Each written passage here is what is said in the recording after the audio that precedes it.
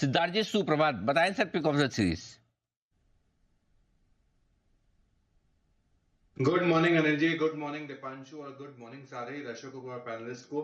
Anil ji, pick of the series एक तो मैं इस बार दो दूंगा, उसका कारण है दो पिक ऑफ द सीरीज देने का। उसके पहले ये कह दूं कि अनिल जी अभी हम कुछ फ्राइडे से कुछ महीनों से हम शर्ट फ्राइडे पहनते हैं फोल्ड करके स्लीव्स। तो क्या है कि अब शर्ट की बाइंग बढ़ गई। उसके पहले हम टी शर्ट करते थे तो टी शर्ट की बाइंग बढ़ गई थी, वार्डरोब में टी शर्ट बढ़ गए थे।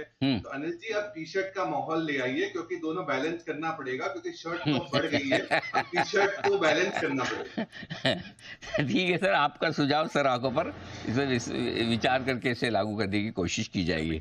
नहीं नहीं, कमेटी फॉर्म। आइए सिद्धार्थ जी बताएं sir pick of the series.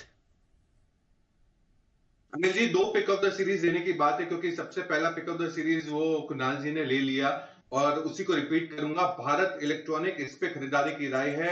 310 का पहला टारगेट, 335 का दूसरा टारगेट, मार्च 2024 से डिस्क्लेमर हम रेकमेंड कर रहे हैं। और भारत इलेक्ट्रॉनिक डिफेंस का दमखम, भारत डायनामिक्स के नतीजे बहुत दमदार आए।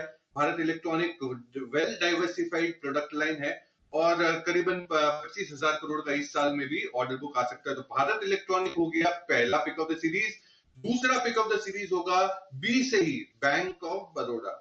बैंक ऑफ बड़ौदा, जहां पे आपको टारगेट रखने हैं 280 और 294 पोजिशनली। और अक्टूबर 2023 से ये भी हम विद डिस्क्लेमर रेकमेंड करते आ रहे हैं। बैंक ऑफ बड़ौदा Q4 के प्रॉफिटेबिलिटी भी अच्छे रहे, एडवांसेस काफी स्ट्रॉन्ग है 13% के करीब। और ट्रिगर्स जो है FY25 के क्रेडिट ग्रोथ 12 से 14% और निम्स जो मार्जिन है 3.15% रह सकते हैं और ROA काफी अच्छा रह सकता है 1.15%। तो भारत इलेक्ट्रॉनिक्स और बैंक ऑफ बड़ौदा दोनों ही पिक ऑफ द सीरीज के लिहाज से। ओके, तो ये है आपके लिए। BL तो बता ही दिया था सैलानी साहब ने भी और कुणाल जी ने भी। और BOB एक और स्टॉक है जहां पर आपको इस सीरीज में खरीदारी करने की राय आती है। आई थिंक जय ठक्कर भी आने वाले थे, आ चुके हैं, तो अगर थोड़ी देर में जुड़ने की तैयारी में, उनसे भी लेंगे। तब तक हम एक बेहतरीन पिक, तब तक आइए कुछ और स्टॉक से जहां पर रहेगा भरपूर एक्शन, इसी पर राय ली जाए। चलिए, तो HDFC बैंक पर रखें। और इस बीच हाँ एक चीज और कहना चाहूँगा, ओरिएंट इलेक्ट्रिक सिद्धार्थ सैलानी साहब की रिकमेंडेशन लिस्ट में भी रहा है, तो वो भी विशेष टिप्पणी करना चाहते हैं। एक बार जरा उनसे भी राय ली जाए, बताएं सर। बिल्कुल अनिल, और संजोग की बात है कि आपने भी आज इतना बड़ा कॉन्फिडेंस दिखाया, तो मेरा भी कॉन्फिडेंस बढ़ गया। कल इवनिंग के शो में ओरिएंट 7:30 बजे के इवनिंग के शो में ओरिएंट इलेक्ट्रिक मैंने भी रेकमेंड किया है आज के लिए 227 के टारगेट के लिए। तो होपफुली टारगेट्स के आसपास ही आ जाए तो टारगेट्स अचीव हो जाएंगे। ऑलराइट, तो ओरिएंट इलेक्ट्रिक ये एक और रिकमेंडेशन मान के चल लीजिए आप सिद्धार्थ जी की तरफ से, जहां पर आपको एक्शन बनते हुए दिख सकता है।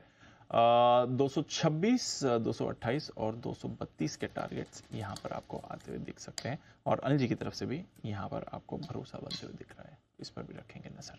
सिद्धार्थ जी, ईवी स्पेस पर तो आपका लगातार भरोसा रहा है, अब NSE ईवी इंडेक्स लेकर आ रहा है, तो जरा एक बार ईवी स्पेस पर आपसे भी फ्रेश व्यू लेना चाहूंगा।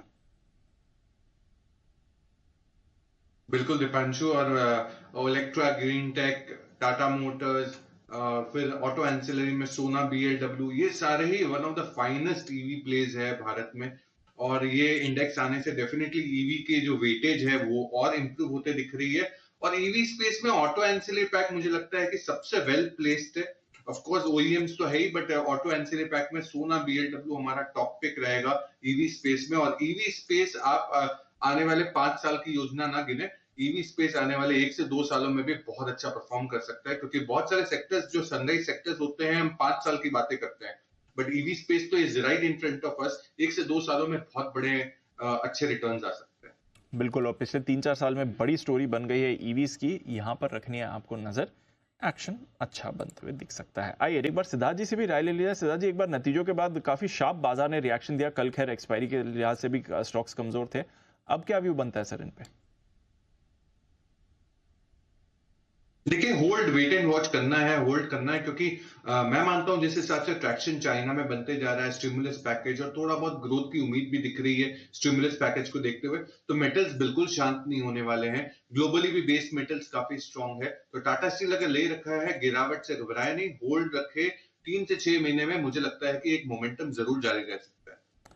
ओके, तो ये है आपके लिए टाटा स्टील, जहां पर आपको रखनी है नजर। आज का एक्शन काफी इंपॉर्टेंट रहेगा कल की गिरावट के बाद। सिद्धार्थ सेरानी साहब तैयार है अपने बिगुल के साथ सुपर सेट।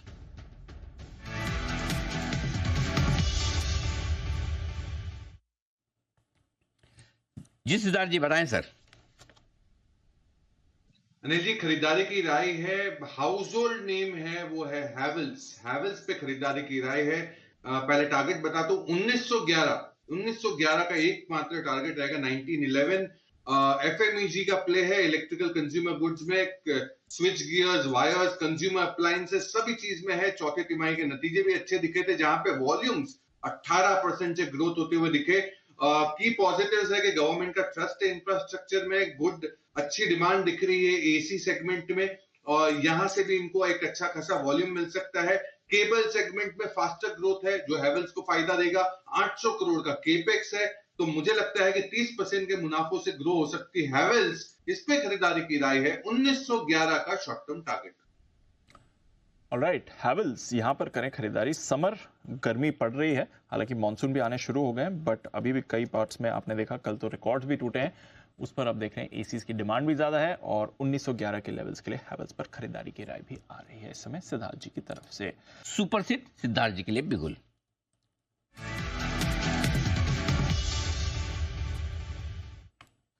सिद्धार्थ जी फरमाएं सर।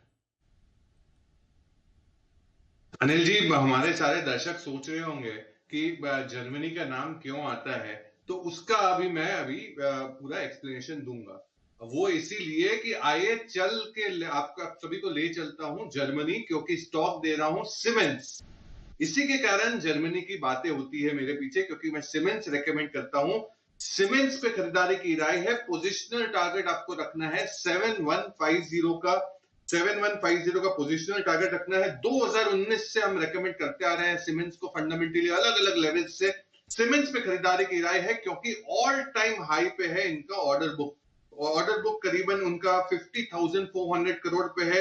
स्ट्रॉन्ग इनफ्लो है, अभी भी रेलवे सेगमेंट से, पावर सेगमेंट से बहुत स्ट्रॉन्ग इनफ्लो दिख रहा है सीमेंस में। केपेक्स है 520 करोड़ का। Metro rail factory is expected to be fully operational in FY28। Company higher demand दिख रही है पावर ट्रांसमिशन में, higher voltage direct current orders में। कामकाजी मुनाफा 28% के सीएजीआर से ग्रो हो सकता है। सीमेंस पे खरीदारी की राय है। German based parentage company siemens, बहुत ही बेहतरीन नतीजे, बहुत ही बेहतरीन आउटलुक। सीमेंस पोजिशनल टारगेट रखे 7150 का। ये है कंपनी जहां खरीदारी करने की राय, सीमेंस, जर्मनी की कंपनी। और जर्मनी का नाम लेते ही, जर्मनी कंपनी के नाम ले रहे, सबके कान, आंख, नाक, मुंह खुले रह जाते हैं हमारे। मेरे ख्याल से सिद्धार्थ जी की रिकमेंडेशन में लिस्ट में रहा है। सिद्धार्थ जी आपने भी कवर किया है इसे? नहीं किया है जी, बिल्कुल अनिल जी, बहुत बार किया है लेटेंट व्यू एनालिटिक्स, और ये सारे ही सेगमेंट में है। एचआर सॉल्यूशंस, फाइनेंशियल सर्विसेज और एक्सपोर्ट्स काफी स्ट्रांग है, और मैं मानता हूं कि बहुत यूनिक बिजनेस है आर्टिफिशियल इंटेलिजेंस। और जिस हिसाब से भारत और यूएस में एनालिटिक्स, डेटा एनालिटिक्स का जो दौर चल रहा है, इसका ग्रोथ प्रोस्पेक्ट बहुत जबरदस्त है। तो जैन साहब को पूरा समर्थन है, और अनिल जी आप जो कह रहे हैं एकदम सही है कि one of the finest AI company है। One of the finest AI company Jain साहब की तरफ से आज रिकमेंडेशन लिस्ट में आती हुई। आइए सिद्धार्थ जी के पास चलते हैं और लेते हैं उनकी 10 की कमाई का स्टॉक। सिद्धार्थ जी बताएं सर। बिल्कुल दीपांशु, 10 की कमाई का स्टॉक तो दे दूंगा, बट उसके साथ मैं ये भी ऐड करूंगा कि जो टारगेट्स होंगे वो स्पेशल अनिल सिंघवी जी के बर्थडे स्पेशल के टारगेट्स रहेंगे, क्योंकि टारगेट्स बहुत ही ऑस्पिशियस है। तो ये जरूर दर्शक ध्यान दे। स्टॉक पहले बता देता हूं, वो है अंबर एंटरप्राइजेस। नीले नीले अंबर पर जाने के लिए तैयार है अंबर एंटरप्राइजेस। बेहतरीन कंपनी है, और टारगेट अनिल जी के स्पेशल बर्थडे टारगेट्स दे रहा हूं, एकदम ऑस्पिशियस नंबर है, और ये टारगेट रखेंगे आप 5100 का, 5100 का। ये अगस्त 2021 से हम रेकमेंड कर रहे हैं फंडामेंटली ये स्टॉक को। मार्केट शेयर इनका जो RAC, रूम एसी सेगमेंट में है, काफी स्ट्रॉन्ग है, क्योंकि ये कॉन्ट्रैक्ट मैन्युफैक्चरर है रूम एसी सेगमेंट में।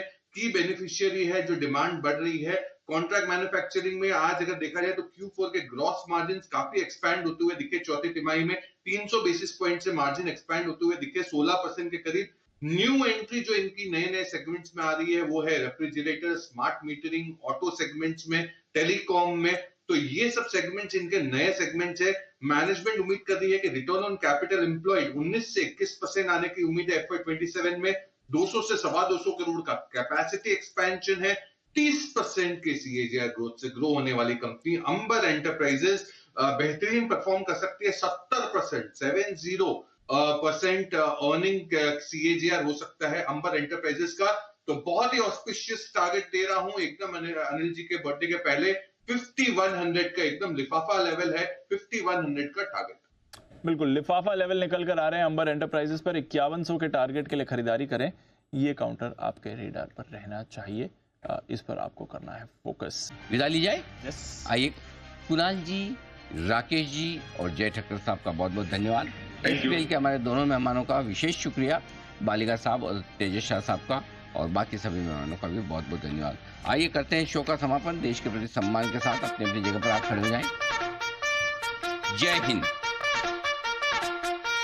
Investments in securities is subject to market risk. Read all the related documents carefully before investing. This data is from our research report coverage. Investment in securities market are subject to market risks. Read all the related documents carefully before investing.